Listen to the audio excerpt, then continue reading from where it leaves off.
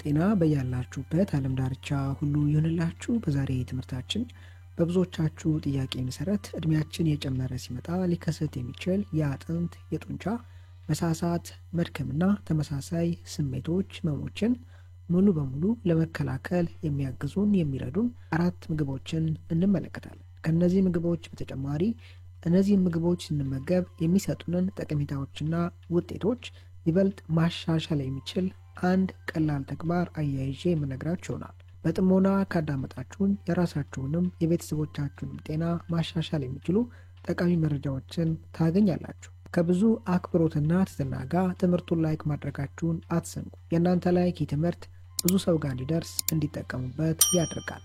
ትምህርቱን ለሌሎች ሰዎች በማጋራትም እንዲጠቀሙበት እናድርግ። ለቻናሌ አዲስ የሆናችሁ ሰዎች ዶክተር ዳኒ እባላለሁ። ቻናሌን ሰብስክራይብ በማድረግ ከጎን ያለውን የደወል ምልክት አንድ የመጫን በመለቃቸው ትምህርቶች የራሱንና የቤተሰቡን ጤና ይጠብቁ። የመጀመሪያው በውስጣቸው ካልሲየም የያዙ እጽዋቶችን መመገብ ነው።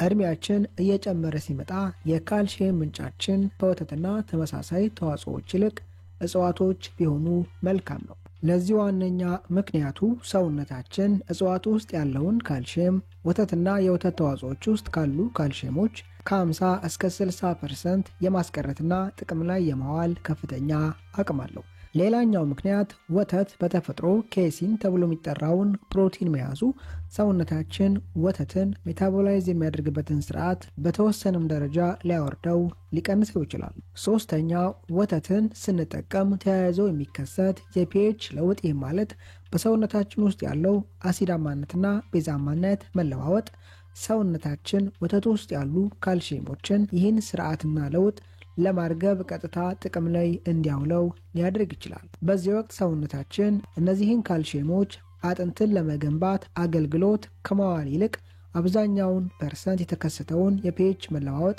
አሲዳማነት ለማርገብ ኒውትራላይዝ ለማድረግ አገልግሎት እንዲጠቀመው ያደርጋል። ከዛም የተነሳ ሰውነታችን ከወተት የሚያገኛቸውን ካልሲየሞች አጥንትን ለማጠንከር የመጠቀም አቅሙ ዝቅተኛ ሊሆን ይችላል። በእነዚህ ምክንያቶች እድሜያችን እየጨመረ ሲመጣ የካልሲየም ምንጫችን ወተትና የወተት ተዋጽኦዎች ብቻ ባይሆን መልካም ነው። ዋነኛው ምንጫችን እጽዋቶች ቢሆኑ የተሻለ ነው።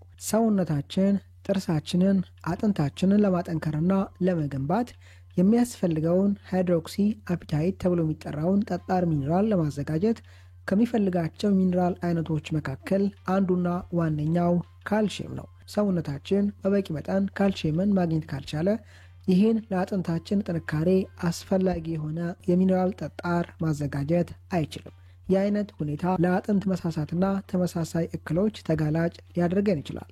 ሌላው ካልሲየም የተዘረጉ ጡንቻዎች ያለምንም ህመም ተመልሰው መታጠፍ እንዲችሉ አስፈላጊ የሆነ ሚኒራል ነው። በውስጣቸው ከፍተኛ ካልሲየምን ከያዙ እጽዋቶች መካከል ብሮኮሊ፣ የአበሻ ጎመን የማታገኙ ሰዎች ኬል መጠቀም ትችላላችሁ።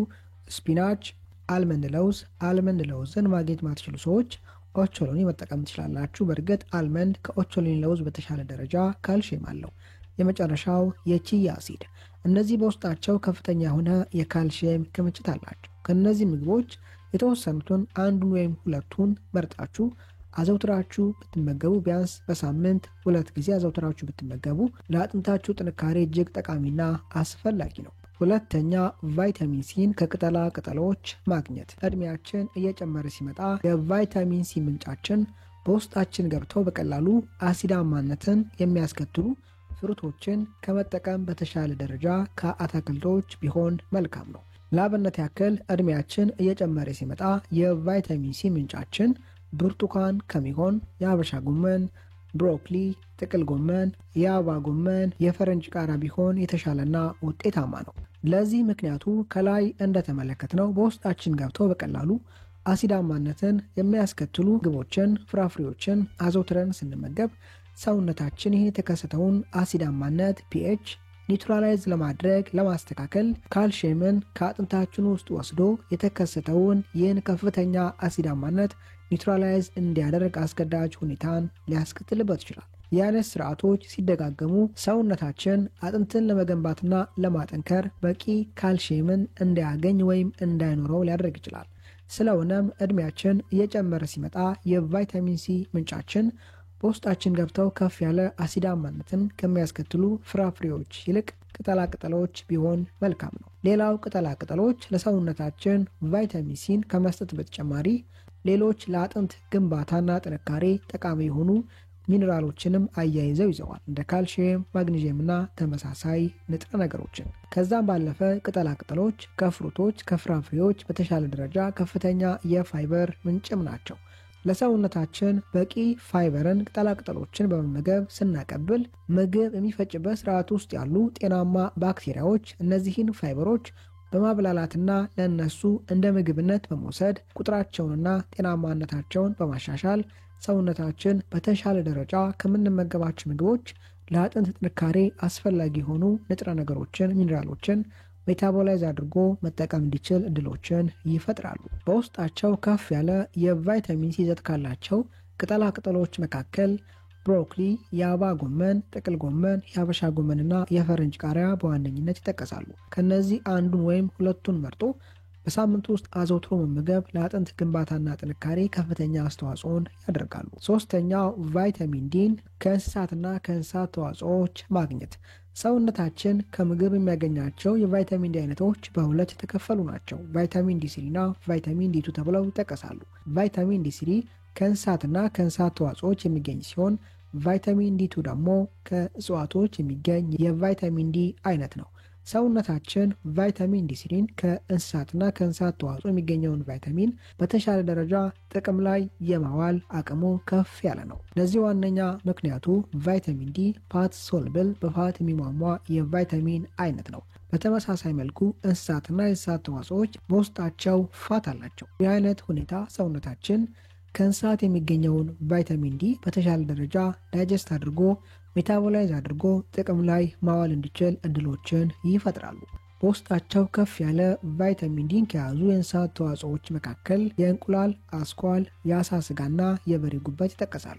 አንድ ሰው ከነዚህ 3 ምግቦች የእንቁላል አስኳልን ብቻ ወስዶ ይህን የተመገበ አያይዞ ሰውነቱ በቂ ፀሐይ ብርሃን እንዲያገኝ ቢያደርግ በቂ ቫይታሚን ዲን ለሰውነቱ ማቀበል ይችላል። በቀን ውስጥ ቢያንስ ከ5 እስከ 30 ደቂቃ ሰውነታችን ፀሐይ ብርሃን እንዲያገኝ ማድረግ አስፈላጊ ነው። እንደ ፀሐይ ብርሃኑ ኢንቴንሲቲና እንዳለው የብርሃን መጠንና ሁኔታ ከ5 እስከ 30 ደቂቃ ሰውነታችን ፀሐይ ብርሃን እንዲያገኝ ማድረግ ያስፈልጋል። በይበልጥ በጠዋት 4 ሰዓትና በ7 ሰዓት መካከል ያለውን ፀሐይ ብርሃን በየቀኑ ከ5 እስከ 30 ደቂቃ እንዲያገኝ ብናደርግ በቂ ቫይታሚን ዲ ለሰውነታችን ማቀበል እንችላለን።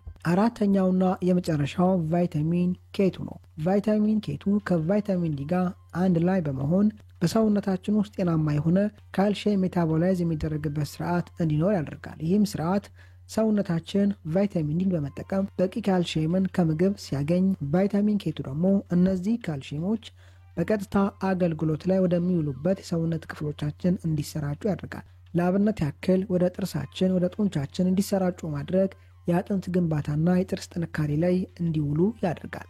አንድ ሰው እንቁላልን አዘውትሮ በመመገብ ቫይታሚን ኬቱን ለሰውነቱ ማቀበል ይችላል። እነዚህን ምግቦች እየተመገባችሁ በቀን ውስጥ ከ30 ደቂቃ እስከ 1 ሰዓት የሚከተሉትን የአካል ብቃት እንቅስቃሴዎች ብታደርጉ መልካም ነው። ከነዚህ የአካል ብቃት እንቅስቃሴዎች አንዱን መርጣችሁ በየቀኑ ከ30 ደቂቃ እስከ 1 ሰዓት ብታደርጉ መልካም ነው። አንደኛ ኳስ መጫወት፣ ሁለተኛ ዱብዱብ ማለት፣ ሶስተኛ ወክ ማድረግ፣ በበልጥ ደግሞ ፈጠን እያሉ ወክ ማድረግ፣ አራተኛ ሳይክል መንዳት። በዛሬ ትምህርታችን ላይ ጠቃሚ ሐሳቦችን፣ ምክሮችን እንዳገኛችሁበት ተስፋ አድርጋለሁ። በቀጣይ በአስተማሪ ቪዲዮ እስከምንገናኝ መልካም ጊዜ ይሁንላችሁ። ባይ